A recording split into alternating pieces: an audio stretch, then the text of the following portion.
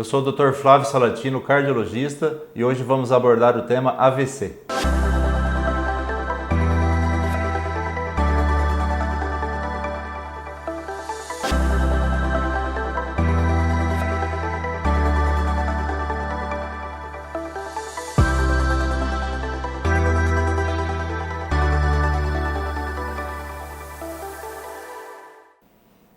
Olá pessoal, estamos recebendo hoje a presença do Dr. Rodrigo Mendonça, um especialista na área de neurocirurgia, que vai hoje nos abrilhantar com o tema AVC.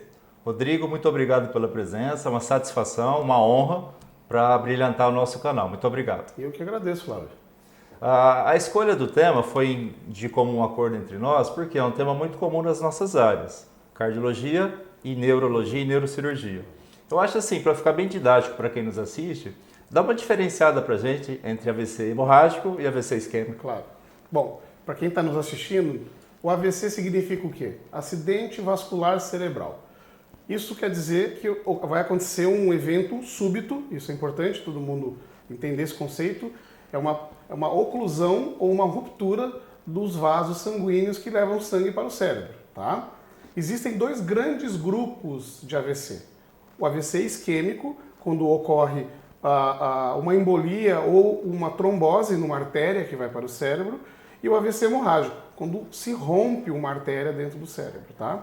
O tipo de AVC mais comum é o AVC isquêmico, corresponde mais ou menos por 80% dos casos. Tá? Os 20% AVC hemorrágico, dentro desses AVCs hemorrágicos ainda nós temos os aneurismas cerebrais, que eu vou comentar um pouco depois. Tá? O que vai acontecer com o paciente quando ele for ter um AVC? Esse paciente vai ter um quadro súbito de perda de função neurológica. Então, é aquele paciente que subitamente perde a força de metade do corpo ou do braço, começa com formigamento, perde a fala.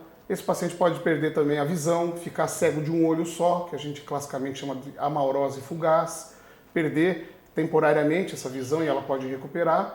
E esse paciente então deverá ser levado a um serviço de emergência para ser atendido primeiro pelo o médico do pronto-socorro e depois vai acionar o neurologista e o cardiologista, geralmente os dois. Você já deu uma pincelada nos sintomas assim mais habituais. Certo. Não cabe ao paciente querer distinguir entre Claro. uma coisa e outra. Procure o serviço de emergência, correto? Certo.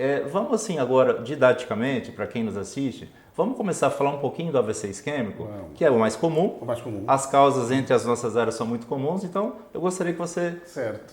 falasse algumas delas. São fatores de risco para quem possa desenvolver um AVC, tá? Hipertensão arterial sistêmica, que é o cardiologista que vai manejar mais. A diabetes tipo 1 e 2, obesidade, junto com a obesidade, a dislipidemia, que significa quem tem o colesterol elevado, os triglicerídeos elevados, e o tabagismo. Essas são as principais causas de AVC isquêmico na população. Rodrigo, só para assim exemplificar, eu falo isso muito nos pacientes quando a gente fala de infarto. Então a formação de uma placa, de um ateroma, uma plaquinha de gordura na artéria, ela não se dá agudamente, ela não acontece na hora. Certo. Eu vou trazer condições para que ela venha se formar. Tá? Exato. Esses fatores que você falou, eles favorecem isso. Isso. E o que acontece? Porque o AVC é um evento súbito. O que acontece no AVC? Por exemplo, a gente pode ter uma placa, um paciente que tem uma placa na carótida, uma obstrução de 70%, 80% dessa carótida, até assintomático. Um belo dia se forma uma úlcera nessa placa, né? Por exemplo, o paciente é um fumante e o cigarro leva à inflamação da placa. Essa úlcera vai fazer o quê? As hemácias e plaquetas vão se aderir nessa região, então elas vão fazer uma trombose. Então, agudamente ocorre um entupimento dessa estenose, desse estreitamento, e o paciente faz um AVC. Uma outra causa, que é muito relacionada à cardiologia, é um paciente, por exemplo, que tem um problema cardíaco, uma arritmia no coração, forma-se um coágulo dentro do coração dele, e esse coágulo se despende e faz uma embolia cerebral. Então é muito comum também, né? Eu até queria que você falasse um pouco pra gente sobre um paciente que tem arritmia cardíaca. E a verdade é essa, né? A grande questão é o paciente idoso com fibrilação atrial, que é a arritmia mais comum do idoso, correto? E que ele não obedece o seu cardiologista e ele não toma o seu anticoagulante. Então aquele paciente que tem uma arritmia diagnosticada pelo cardiologista, que siga a recomendação do seu médico. Nessa questão, fala pra gente dos anticoagulantes, a questão de prevenção. Exato. Então, o anticoagulante, que o Dr. Flávio prescreveu para aquele senhor ou aquela senhora que tem uma arritmia cardíaca, deve ser tomado rigorosamente na dose prescrita e deve ter um segmento com os exames de laboratório para a gente saber se o paciente não está até anticoagulado demais, né? Às vezes a gente tem que fazer um ajuste fino na dose do remédio. É muito importante a gente falar, agora um pouquinho fora da área de AVC, que geralmente quem tem arritmia cardíaca e toma anticoagulantes são pacientes de idade. Mais idosos. Então são pacientes que já podem ter alguma dificuldade de mobilidade e a família tem que prestar muito atenção no ambiente familiar para esse paciente. O que acontece? Esse paciente às vezes vai levantar à noite para usar o banheiro ou vai acordar de madrugada cedo para levantar e fazer o seu café e às vezes ele tem um ambiente que não está preparado para ele, ele pode escorregar num tapete, tropeçar num degrau, num piso que está mal assentado e eles caem. Batendo a cabeça usando anticoagulante, esses pacientes desenvolvem um traumatismo craniano, fazem um hematoma dentro do crânio, que a gente chama de hematoma subdural crônico. E aí o que acontece? Na maioria das vezes os pacientes vão ter que ser operados, e aí vai ter que suspender o anticoagulante. Quando a gente suspender o anticoagulante, o Dr. Flávio não vai ficar satisfeito, porque eu vou deixar de tratar a arritmia do paciente. Mas, Rodrigo, isso também não é um motivo para não entrar com anticoagulante. Exato. O paciente tem que ser anticoagulado, né? Se o paciente tem arritmia, ele tem que ser anticoagulado e tem que seguir rigorosamente a orientação do cardiologista. E a família estar atenta para ele não ter um ambiente em casa, né? Aquele paciente que, por exemplo, já está mais de idade, com uma dificuldade grande de locomoção, deve-se colocar barras no banheiro para quando ele usar o vaso sanitário e tomar banho, ele não ficar exposto a quedas, né? E só aproveitando, querendo falar dos novos anticoagulantes, Sim. É uma classe que veio a ajudar muito a gente. O famoso Marevan, ele ainda tem o seu espaço, muito aplicado. Só que ele demanda de um controle muito rigoroso, que é o que você falou, tem uma variabilidade muito grande com cada pessoa, alimentos e medicamentos. Ele dá trabalho. Tá? Quando a opção é por ele, a gente usa.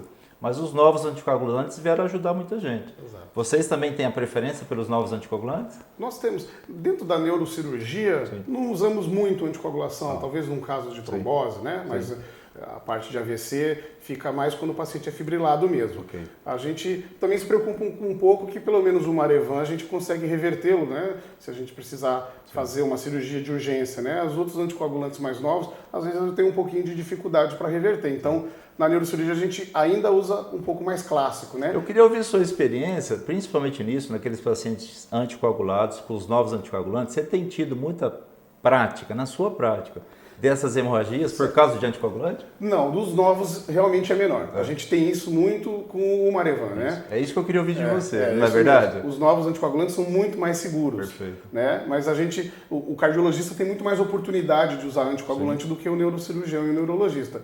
Mas quando isso acontece, a gente tem certeza que é muito melhor a gente usar um Xarelto do que usar um Marevan, né? Vai ser muito mais seguro para o nosso paciente. Por que eu estou entrando por esse caminho, assim, só para ilustrar para quem nos fala? Por quê? Porque os novos anticoagulantes, eles são caros, eles têm um custo elevado.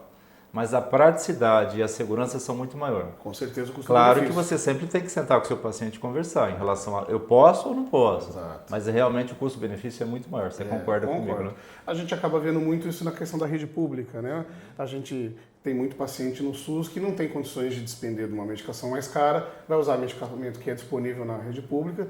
Então, às vezes, ele vai ter que acabar usando o Marevan mesmo, né? Perfeito. E então a gente tem que saber trabalhar a droga e saber trabalhar o paciente que vai usar essa droga, né? E não é muito incomum, eu pego pacientes que estão usando anticoagulante, tipo o Marevan, e que não fazem acompanhamento laboratorial. Isso é muito comum. Isso é um terror também. Não infelizmente. Isso é ruim. O paciente chegar, às vezes, com o exame de sangue com RNI de 5, 6 no hospital, né? Sangue muito fino, né? Muito fino, como os populares falam, né? Rodrigo, vamos mudar um pouquinho, falar um pouco de AVC hemorrágico? Vamos. Fala pra gente. Bom, então, como eu falei, o AVC hemorrágico é o segundo tipo mais comum. Ele fundamentalmente ocorre quando rompe uma artéria dentro do cérebro, tá? E eu posso dividir ele em duas subclasses, tá? O AVC hemorrágico, que é espontâneo, que geralmente é causado por hipertensão arterial sistêmica, tá? É o principal fator de risco, e o AVC hemorrágico, que é secundário, que quer dizer o quê? Existe uma causa, um aneurisma, uma malformação arteriovenosa, até mesmo um tumor cerebral causando um AVC, tá? Então as hemorragias espontâneas, aquela hemorragia do paciente hipertenso, é a grande maioria dos casos de AVC hemorrágico, né? E a gente tem que lembrar também que o uso excessivo de álcool e o tabagismo vem em segundo lugar como causa de AVC hemorrágico. Perfeito. E você percebe na sua prática que esses pacientes que são hipertensos, eles são mal controlados ou porque não usam corretamente a medicação, Exato. correto? Ou porque usam e acham que estão controlados e a pressão não está adequada. Exato. É isso que a gente pega no consultório. E eu pego um grupo também, um terceiro grupo na pronto-socorro, que é o paciente que não sabe que é Nem hipertenso. sabe o que é, né? Na grande maioria das vezes são pacientes homens. Ok. O homem cuida menos da saúde do que a Exato, mulher, né? exato. Então é aquela pessoa que nunca sentiu nada, trabalha, muitas vezes tem um histórico de uso abusivo de álcool e de tabaco. Perfeito. E a pressão sobe sem ele sentir nada e ele descobre a hipertensão já com uma hemorragia cerebral, né? E na maioria das vezes esse paciente tem graves hemorragias extensas, profundas, que tem uma alta taxa de letalidade e uma alta taxa de morbidade, que quer dizer o quê? Esses pacientes ficam com sequelas. A grande maioria desses pacientes, por não ter tratado um problema, não que eu esteja dizendo que a hipertensão arterial é simples, mas que tem um tratamento, se você fizer um acompanhamento rigoroso, você vai controlá-la, mas esse paciente perde a sua capacidade produtiva. São pacientes que nunca mais voltam a trabalhar, que ficam dependentes do familiar, às vezes dependentes para comer, para andar, que perdem a capacidade de se comunicar, e às vezes pacientes jovens, 50, 55 anos, por falta de tratamento da hipertensão arterial sistêmica. E você tira ele da vida produtiva dele. Totalmente. Às vezes é uma família toda comprometida. Você tira ele da vida produtiva e insere ele na previdência. Exatamente. Né? Então ele deixa de produzir e passa a consumir. E é triste, né? Isso desestrutura, às vezes é o chefe da família que perdeu a sua capacidade produtiva. Né? Essa é uma grande briga nossa com os pacientes em relação ao tabagismo, cigarro, né? Porque o cara paga imposto no cigarro dele, Exato. mas os prejuízos são muito grandes. Enormes. Incalculáveis, né? Incalculáveis. Não dá para medir o impacto da saúde pública do cigarro, né? Fora da parte neurológica, Sim. cardiológica, oncológica, né? E por aí vai, né? Rodrigo, o AVC isquêmico, ele é mais assim, a gente fala em morbidade, mas assim, ele impacta mais assim, ele incapacita a pessoa. Sim. O hemorrágico, ele tem uma mortalidade maior, estou certo? Na verdade, vai depender muito da localização e do tamanho da hemorragia. Sim, mas né? em vias gerais... Em vias gerais, o AVC isquêmico, para quem é leigo, ele é um infarto igual do coração, mas no cérebro. Certo. Então, aquele tecido que deixou de receber sangue, ele morre. Né? Então, a capacidade de recuperação daquele tecido é muito baixa. A gente tem uma área na volta do AVC isquêmico que fica temporariamente com uma baixa de energia. Ok. E então ela pode ter uma recuperação ao longo de semanas a meses, que é a zona da penumbra famosa. Já no AVC hemorrágico, se o AVC não for muito grande, às vezes é uma área de penumbra só pela compressão, e quando o AVC se reabsorve, o paciente pode recuperar quase 100% de suas funções. Entendi. Mas depende muito do tamanho, né? Porque grandes hemorragias cerebrais, geralmente o paciente entra em coma e não consegue sobreviver, né? Só para a gente entender um pouco da sua área, você é neurologista e neurocirurgião. Exato. A neurologia, ela acompanha esse paciente, assim, o neurologista clínico. Você faz a cirurgia e encaminha ele para o ambulatório de neurologia. É essa a sua conduta? Como é que você faz? Depende do serviço, né? Vamos supor, se foi um paciente que teve um AVC isquêmico e está sendo tratado pelo neurologista clínico. Tá. Existem alguns casos que o AVC isquêmico é tão extenso que ocorre um edema, um inchaço de toda a metade do cérebro, causando um desvio do cérebro para o outro lado. Okay. Essa situação, se não for feita uma cirurgia chamada craniotomia descompressiva, esse paciente nós vamos perdê-lo. Okay. Então é um paciente que inicialmente era um paciente clínico e se tornou um paciente cirúrgico. Okay. Esse paciente é acompanhado pelas duas especialidades depois, né? Porque depois nós vamos ter que fazer a cranioplastia, nós vamos ter que reconstruir o crânio desse paciente. Já o paciente com AVC hemorrágico, quando não é uma conduta cirúrgica, um paciente com tratamento conservador, após a reabsorção da hemorragia, a gente encaminha para o acompanhamento com o neurologista clínico e principalmente com o cardiologista. Com o cardiologista. Exato. Eu digo sempre para os meus pacientes, mais importante do que eu na tua vida agora é o cardiologista. Você percebe que no nosso bate-papo, lá no começo a gente está falando de prevenção. Certo. Então eu tenho recebido outros colegas aqui e tudo é prevenção. Alimentação, evitar o cigarro, atividade física, não é isso? Então, exato. Assim... E afora isso, a gente pode fazer um paralelo, né? Então a gente sabe hoje que determinada idade a pessoa tem que fazer a prevenção de doenças da mama, de doenças da próstata. Então ela não sentiu nada, mas ela faz a mamografia, faz o exame do toque com ultrassom, a colonoscopia, né, nos casos dos pacientes com a parte intestinal. Então na neurologia deveria ser o mesmo. Então aquele paciente que está dentro do grupo de risco, os hipertensos, diabéticos, quem tem taxa elevada de colesterol, mesmo que estejam em acompanhamento, se ele fizer um acompanhamento regular com o seu neurologista e com o seu cardiologista, nós vamos fazer o trabalho de prevenção também, né? A gente pode falar que o melhor tratamento vai ser a prevenção da AVC.